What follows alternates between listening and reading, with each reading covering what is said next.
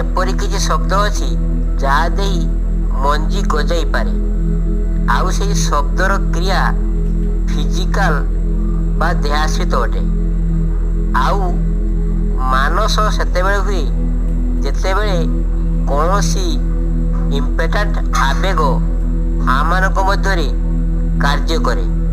We can feel ଇଟ୍। ଏଇଟା ଆମେମାନେ ବୋଧ କରିପାରୁ।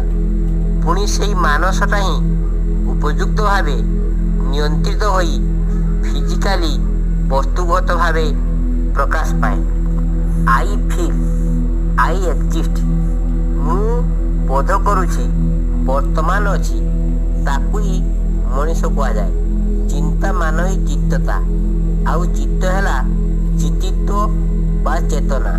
ସେଇଟା ଆମମାନଙ୍କର ଅଛି। By which all the inference